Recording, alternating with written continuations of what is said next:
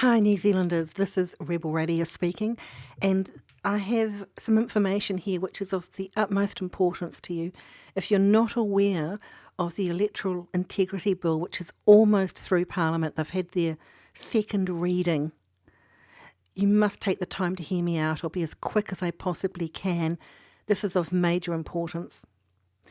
Basically, this bill has been created to gag any internal criticism from members of Parliament.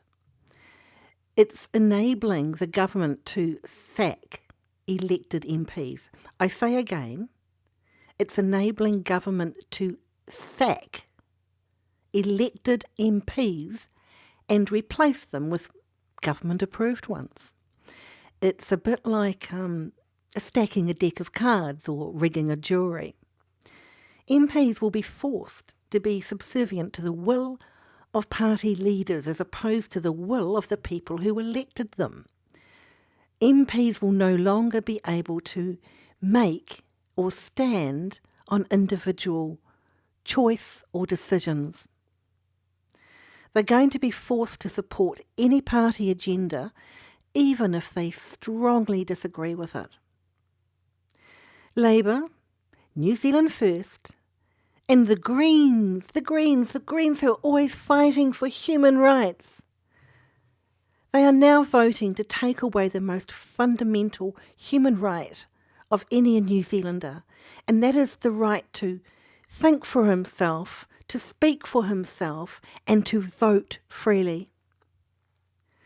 Now, so far there's been 55 submissions to the bill as it stands, and there is not a single one in support of it.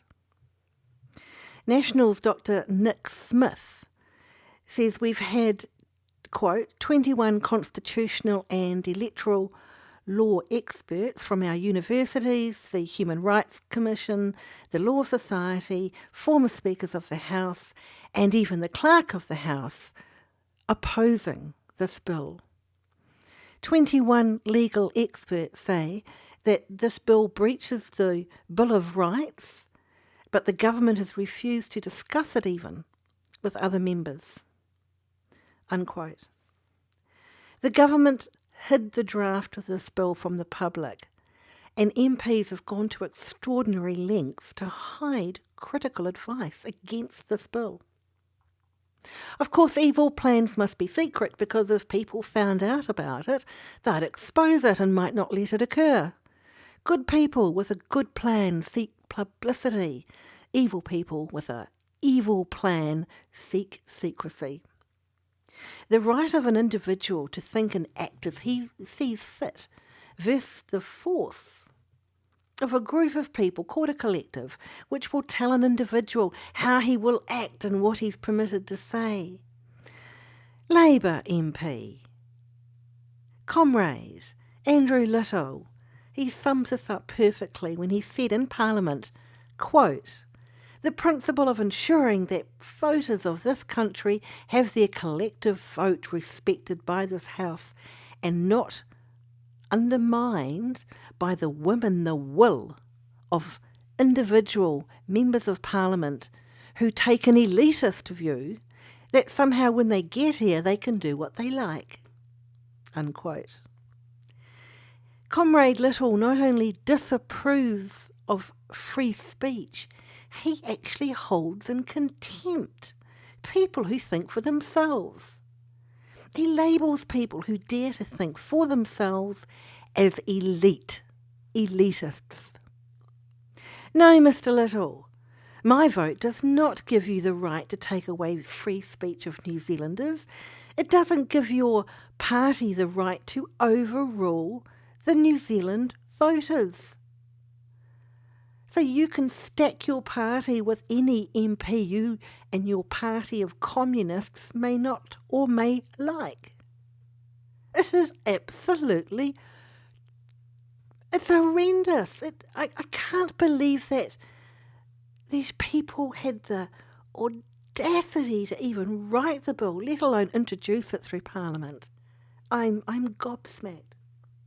Now, this is the end of the explanation, but hang around and I'm going to list the names of all the people who voted in support of this bill. And you know what? We've got Labour, New Zealand First, and the Green Party, and each and every one of them voted unanimously in favour of this bill. I'm gobsmacked. The Green Party stands on their protection of everybody, of the planet, of human rights, and here they are voting for this. How low can you go? I think it's the end of them, quite honestly. So please read these names, every single one of them, and have it stored and noted.